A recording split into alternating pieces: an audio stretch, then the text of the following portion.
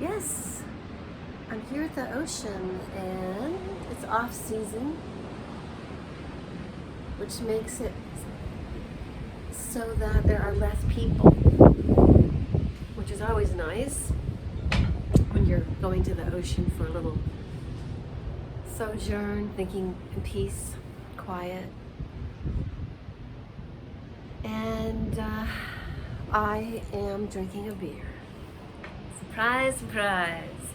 So pull up one. Let's have a little conversation. Talk about life, what's happening and all that jazz. How are you? I gotta put my sunglasses back on because it's squinty. I'm out of the sun. I'm in a shaded area. And possibly you will be able to hear the ocean as I do. I actually slept with my door open so that I could actually hear it all night long sing to me. And that's what the ocean did. And I am here on my own R&R to get away from the hubbub of the city. I live in a midtown city and I'm feeling the intensity of the Wi-Fi. Like it feels like it's intensifying. I have in my own building, I'm in a condominium. I don't own a house. But even when a person owns a house, you're going to have the neighbors around you. But in a condominium, and on the lower story, no less, I have everybody's Wi-Fi seeking ground, and it's where I live. So I'm learning ways to circumnavigate it or feel protected. And one of the things that you actually have to cultivate within yourself is acceptance and no fear. Because people who freak out about 5G will then give themselves the seed, will seed the brain, and then it will manifest the program in the body that 5G is out to get them and is irradiating their cells and frying them and all that. I think that when you raise your frequency, it has less of an effect. I think that's probably the challenge. So good thing, bad thing, bad thing, good thing. I mean, the bad thing is that I also have in my building smart meters. And when they are doing their search seek, I hear it. Now here I am listening to the ocean. And I have tinnitus still, even here. But I don't have that sound that I do here when I'm in my own home, which is like a grinding. That's what it sounds like, but not so loud.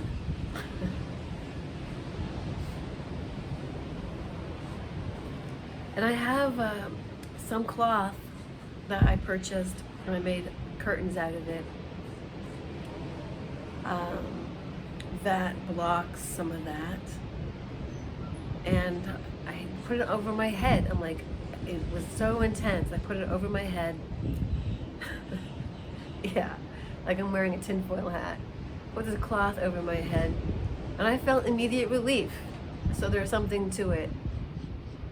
Is it in my brain? I think that sound's driving me nuts. And so when I put that cloth on, I believe that cloth protects me. I'm protected. I don't know. I don't know if it's true or not. But I can tell you this. I hear it when I'm in my building, and I don't hear it right now. But I do hear really high. Like more like but higher.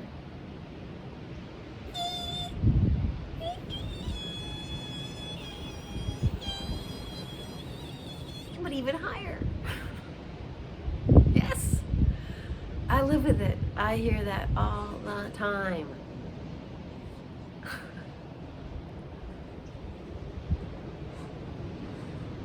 I went out to the ocean today. I laid on the sand. High tide's coming in. And it's remarkable, really. I still can't do this. But my eyes got bluer. You know? So there's something about the chi of the ocean and learning how to breathe and being in the present moment. Important things like that. Discovering what one enjoys in life is one of my joys. And I enjoy being here at the ocean in my own good company. And I was thinking about the good times I used to have with my second husband and last husband, but not the last significant relationship. It was the last time I wanted to be married to a man who I had doubts about. That guy, I loved him, but I didn't know what he was until I was married to him. I mean, we got married and then he didn't have sex with me for like 2 months. I would find wadded up tissue in the bathroom upstairs. We had an upstairs bathroom. And also, I saw his computer porn history because he was too ignorant to know how to delete his cache history. So I could see what he was into. And I'll tell you what it was. 2 really weird fascinations that are readily available in the porn world. Now, we just got married. Granted, we had lived together. And then granted, we were living apart when we got married. And then we moved in together and got married. And I left him because he wasn't being an attentive husband-like person. He wasn't marriage material because he liked all of the things I provided for him, but he wasn't providing husbandry to the cat. He wasn't doing animal husbandry. He wasn't doing the care and the interests and looking after the true nature of the animal that was the woman in his life, me, the human animal, the female, with her needs, with her sensitivities, with her monthly mood swings. He would have none of it. And even then, he would give me the cold shoulder treatment, but I didn't get it. I just thought that was some sort of weird thing that he would eventually like stop doing because it hurt me so much, but I was wrong. The silent treatment, the cold shoulder treatment, that man was evil. He was never gonna hurt me, he said, but he would torture me to death. His words. Well, I actually had an affair during that 2.5 months. And it was just sex, it was no good, but basically what it did for me was make me realize that he wasn't having sex with me because he wasn't having sex with me. It had nothing to do with me. So ladies, when a man decides that he's not going to have sex with you, it's his own tomfoolery. What a fucking idiot. He was watching blacks on blondes. So he loved watching black dick going into blonde vagina. The other thing he was looking at. Okay, now I know he had a fascination with my a-hole. Every now and then he'd put his finger on it. And I'm not one of those people who really like to have that stimulation. But occasionally he would sort of like be there, like he was into it. Well, I'll tell you why. But his other fascination was something called fisting. Ugh. It's actually putting a fist up somebody's butthole. Yeah. No lie. Can you imagine how much brown stains that person leaves in their underwear, the fisty? Why would anybody do that? It's disgusting. And it damages the human body. We were designed to have a one-way door there. It goes out. It doesn't go back in and out, in and out. No. So I wonder if he's a closet gay.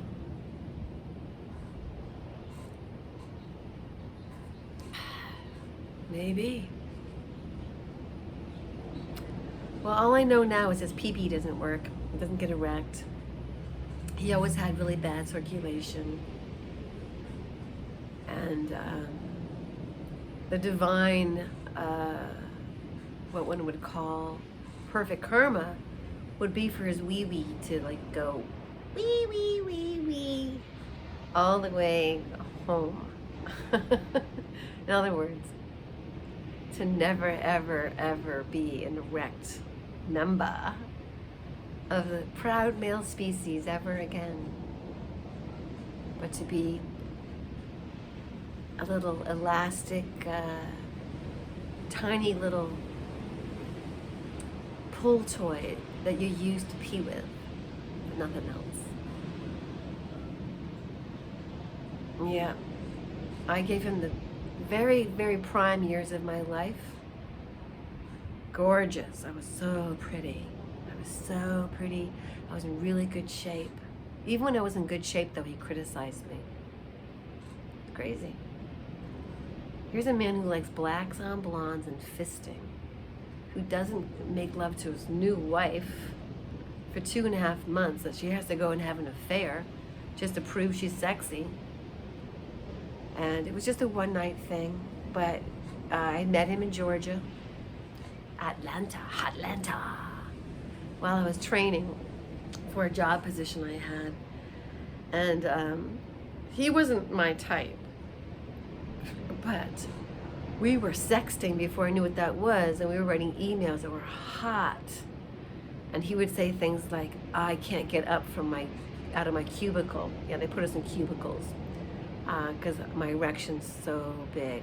So we were doing really hot, sexy computer sex talk with each other while my husband was watching blacks on blondes and fisting and jacking off and leaving wads of tissue paper in the bathroom upstairs for me to discover, which I know what cum looks like in a tissue wad. It's in my book, Like Girls. I'm a writer. I'm writing a book. I've written the book. I'm seeking a publisher, and once it's written, it's written. I just have to put it into format and upload it and put it into whatever. It's written. It's written. It's effing written. I've already written it. I have to get over my, how do you get these things into reality? The physicality thing is so difficult because we no longer have typewriters with paper. We've got like computers with disk drives and software, and it's just harder for me to figure it out, to manifest in this virtual reality. It's virtually impossible. Which is why I'm like, should I do like Kurt Vonnegut used to do? Like just hand it down to a data processing person and have it handwritten? No. I have to get a better computer with more disk space. That's what I have to do. And a better printer.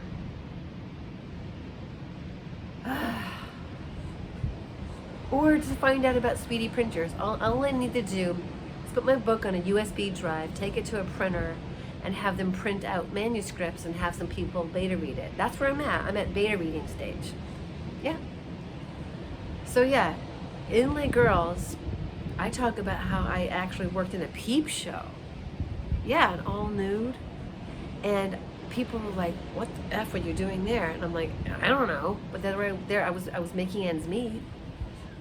It was a fluke. I had a roommate wanted ad answered by an exotic dancer who went to Tucson by way of Scottsdale, and she heard of this place called Les Girls, run by this German guy.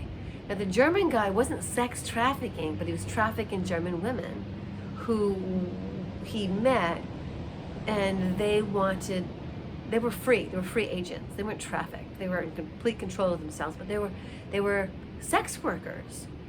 Like they did blowjobs or hand jobs. I didn't.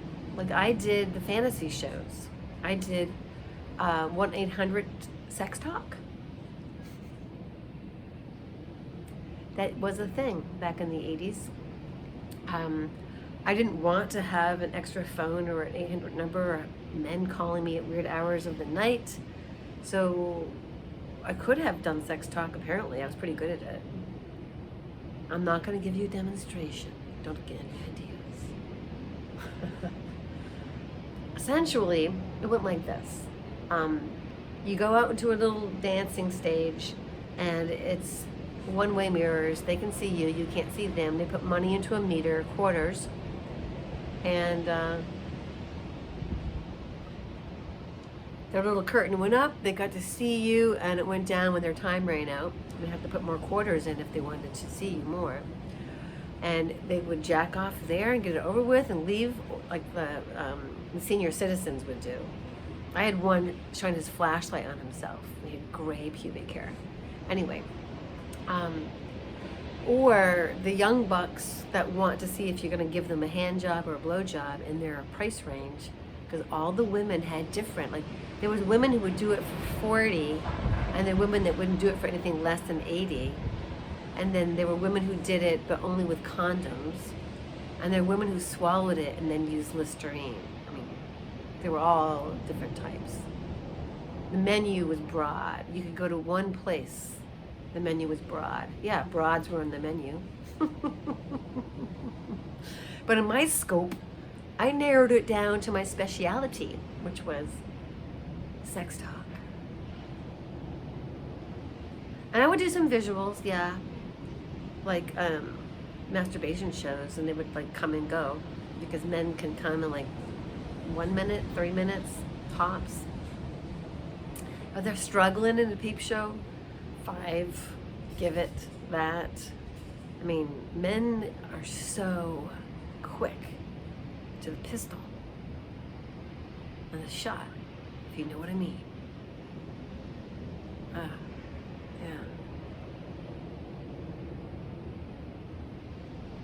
So I just worked there for about 8 months, I think, until I realized I could actually dance. And I went on to Daddy Jack's, which is my second book. It's not quite written.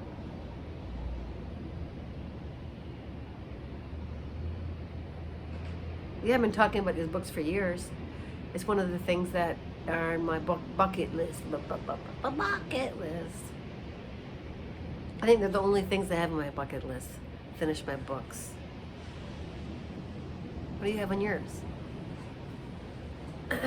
So here I am at the ocean, enjoying it,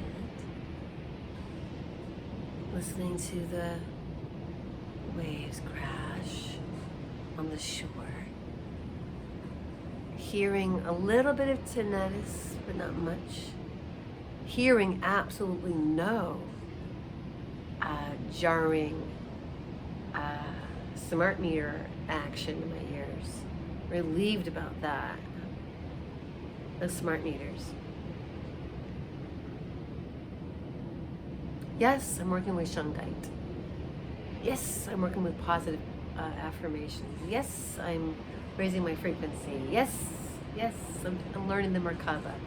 But like every now and then, you just want to have a beer and relax. I mean, what the F? Man, what the F? So yeah, another day of no irritant man in my life is a fabulous day. And the question again is there a man that exists that would get along with me and I him? Where we would value each other's company? Maybe. Maybe not. Not holding my breath. In my fantasy, how would such a man actually manifest himself at my age? Well, for all it's worth, I'm in a position of, it must not be in the cards. It must not be in the stars. It must not be in my life. It must be that my life is perfectly designed, sans man, without a man. Now,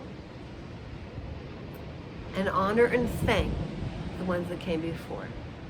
So let's do that, because Father's Day is coming up June 10th. Whatever. Thank you, first husband, for being the father of my children. We had a few good years, and I'm grateful for those, until you became so negative and unhappy with everything that you became intolerable to be around, and I couldn't take it anymore.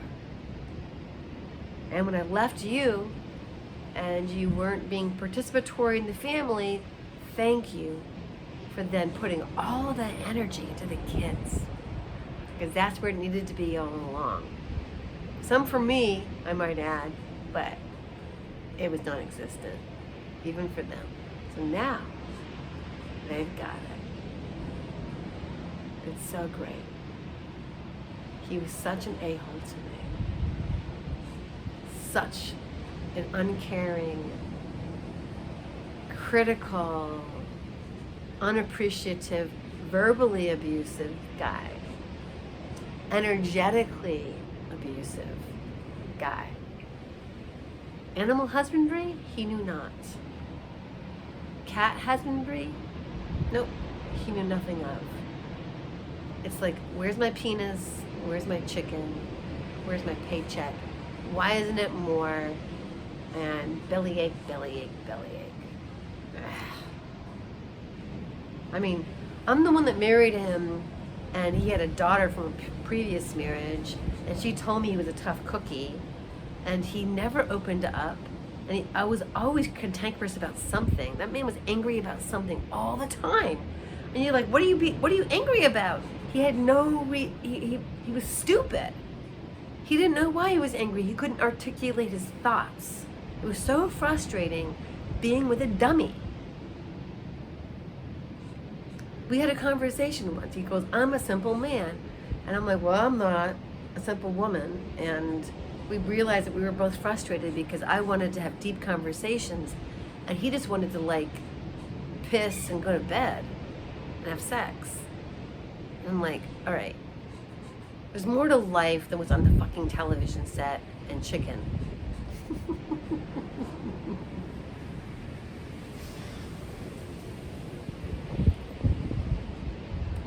So he cooked chicken a certain way. I went to the library with my kids, our kids, and I was still married to him, and I got this Italian cookbook, and I found out how to cook chicken with wine.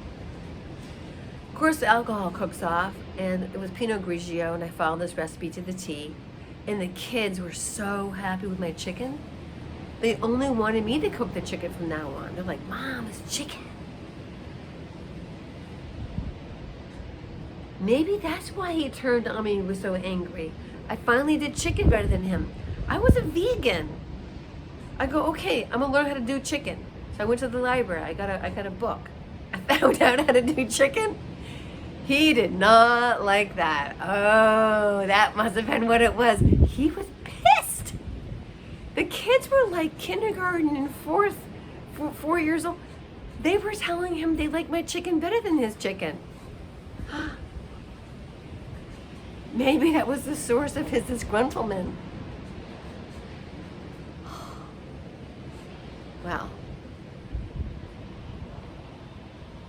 funny. He had a big dick, but he wasn't a very good lover because he was sluggish. It was like all the blood in his brain went to the dick. It was pleasurable, but he couldn't move that thing, that sausage. He couldn't move it. It was like, I mean, the guy couldn't move it. He must have been Mr. Kamidis or something. The second guy had a smaller one, but we had pleasure. Well, okay, I didn't tell you that my third relationship was the most pleasurable sexually until the last dying 3 years.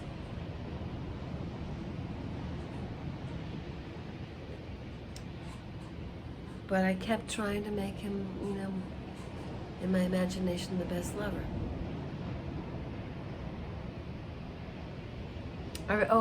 The last time we had really good sex actually was the summer of 2021. I left him in October, and that was the last time we had good sex. And it was my fault, meaning the trauma bond. His son had come, who I had spent the entire relationship with this guy, helping him mend his past. Even spending my own money to go to Greensboro and rent a hotel room. And of course, I paid off $20,000 in credit card debt so we could buy a house together, which we didn't. He bought his own house in his own name. Then I spent $850 for flooring, which he finally put in. And then I spent $1,050 for a Samsung refrigerator, which he has. That was the worst husband that wasn't a husband of all time. That was the bad daddy. Bad daddy of them all. You never want a relationship with somebody like that. But I was addicted to the sex. My problem. Much wiser now. Much wiser. And on vacay, a la May, meaning me, and without these guys. So I realize now that I'm an anomaly in the world. Everybody I see is got partners, and I'm the solo traveler. So, solo traveler, welcome to my world. I'm a solo traveler. What I'm going to do now is get off the phone with you before a half an hour has gone by. I'm going to walk down to the boardwalk via the ocean. I'm taking my sandals off. And I'm going to just tool around and see what there is to see and be and just, explore. So does a woman like me want a man in the future? No, but yes. Does he exist is the question. And where would I find him? Do I have to go to the mountains? I'm prepared. I've got wool. I've got I can make it work. I can hike and okay. I'm gonna start a workout program. And you know what it's gonna be? It's gonna be for my future husband because he's gonna be really athletic. So I have to prepare myself for him. I know it's gonna happen. I can feel it.